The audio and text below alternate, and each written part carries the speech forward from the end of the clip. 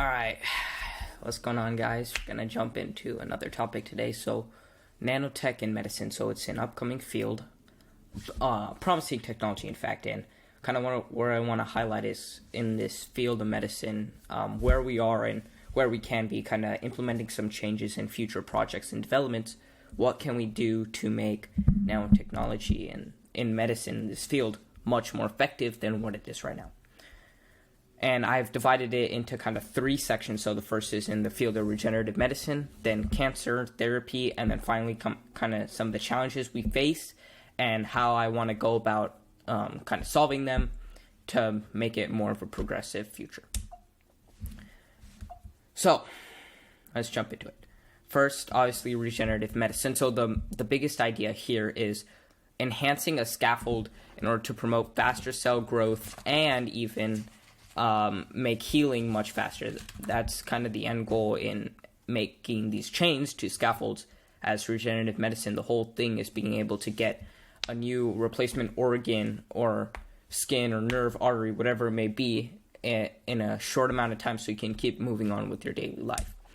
So the breakdown of how we can go about approaching this is either basically alter the properties of the scaffold. So if you didn't know, the scaffold is basically what you use to implant inside someone's body. It's usually made of organic matter, but can be made of other things. And it'll basically, it has certain properties that makes cell growth much easier. So you can alter those properties to have it so that the cells grow faster, or you can actually change the way it's made in the sense that there are multiple processes like freeze drying, gas foaming, thermal induced phase separation. I won't go into too much detail, but the point is there's a lot of ways to make them, and you could change one of those ways into a more effective way.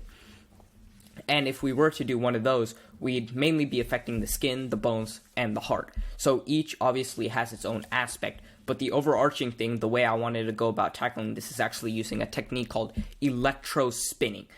So it's what you want. It's a technique that you use to develop nanofibrous scaffolds, and it usually is mixed with, it's made of fibers with high tensile strength, so making it very, very structurally supportive so it won't easily collapse once inside the body. And in essence, again, without going into too much of the detail of the process, what it is you essentially have a motor and a syringe with some sort of polymer or liquid that you want the fiber to be made out of, and then essentially it starts spinning really fast through the motor, and then you enhance the syringe, and then it spits out the liquid. But then essentially, because of the way it's spinning at that speed and the actual liquid itself has been designed, that once it spits out, then it'll slowly lose the kind of the hanging liquid per se, and then turn into just solid thin fibers. And that's basically, using that, you can kind of shape it into then your scaffold. Now, however, the problem with this kind of method is that the material, like I said, you have to use a certain liquid, so those can sometimes be toxic, and it's kind of hard to obtain like 3D structures and sufficient size of pores needed for biomedical applications. So trying to get big enough structures in a timely, efficient manner is a challenge. And this process also depends on many variables like time, money, things like that. It's a lot of moving things, but there are multiple ways to get around it, which I'll go into later.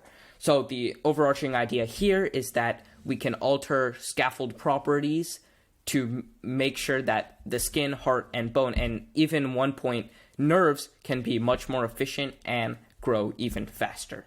All right, let's move on to the next section. So what we got now is battling cancer. So the next step, and then essentially here's we want to use sort of a miracle protein called nucleolin for targeted drug delivery. All right, so in our first diagram, we have a thrombin-loaded DNA nanorobot. So I kind of want to take you through kind of what's going on here. So first of all, this kind of thin sheet that you see where everything is kind of on is a DNA origami sheet. Essentially, it's basically you can make structures with certain types of DNA, and that's essentially what was done here. And it's very easily foldable, maneuverable, which makes it the perfect element for this kind of thing. Next, you got kind of the green spirals on the end. Those are called DNA aptamers. Essentially, what those are is you attach them, and you can alter kind of the sequences so it targets a certain protein, enzyme, whatever it may be, And in this case, we want to target nucleolin, which is the miracle protein found in tumorous cells. So essentially, if we have this, then these aptamers will essentially be hunting for that protein and will reduce the kind of misapplication where we're targeting healthy cells, because these will specifically target those tumor cells which have that nucleolin protein. And then lastly, you have the pinkish molecules sitting on top of the origami sheet, and those are molecules of thrombin, which essentially will induce thrombosis, which is blood clotting. And so what you have is that when it gets to the tumor, essentially these molecules will let loose, and then you're going to stop blood from going to the tumor and then kill it. And then kind of what happens, like I said, the DNA origami, it essentially basically rolls up the whole thing into kind of like a capsule, and then you have multiple of these capsules and inject it into someone's bloodstream via IV or whatever it may be. And so now you have tons of tiny nanoparticles floating around hunting for tumorous cancer cells with the nucleolin protein, and once it gets there, the aptamers and the DNA origami sheet itself is kind of coded per se through sequencing that it'll just unfold itself and release the thrombin and then clot to tumor. Obviously, if this worked, then we'd be seeing it right now, but of course there are multiple challenges, such as mainly, I'll go into more detail, but mainly the biggest challenges we see are like, how effective can it be? Because currently it's been tested in like mice and other small animals, and it's pretty effective, but there's also chances that it doesn't work, and the materials can sometimes be toxic, or it's left in the body for too long. That's also a harm. And so, speaking on the topic of these challenges, I want to go into more specifically the problems that we face in the overarching nanotech medicine industry, and how I kind of want to go about solving them to kind of create a better sustainable environment for this new technology. So first thing, biocompatibility. This is probably, I would say, maybe the biggest one, and that's, can nanoparticles effectively connect and communicate with our cells? Because if they can't, kind of the whole thing's ruined. We need to make sure that the materials we use and the particle itself can safely reach the cell and not harm it in any way. Otherwise, it's kind of defeating the purpose of this in the first place. Next thing, we have safety. So the biggest thing is that if we're using inorganic materials or even certain organic materials, will they be safely disposed of through the body via the kidneys and urea, or just it gets destroyed by the immune system, whatever it may be?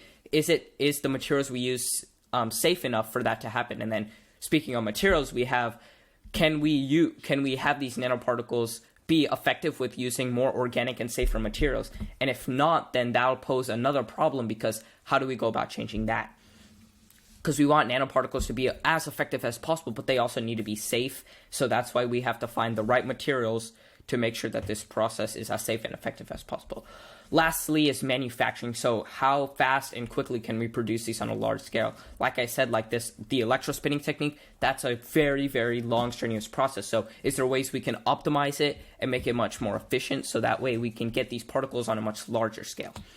And so kind of combining all these things, I will be working on a project that is essentially trying to use electrospinning to create a nanofiber scaffold with certain different properties through the use of like organic polymers and stuff, to make sure that the scaffold is the most efficient as possible. And if it is the most efficient, hopefully that it can be easily manufactured. And that's kind of the project I'll be working on the next month or so. So stay tuned for a video for that. Other than that, thanks for watching, guys, and see you in the next one.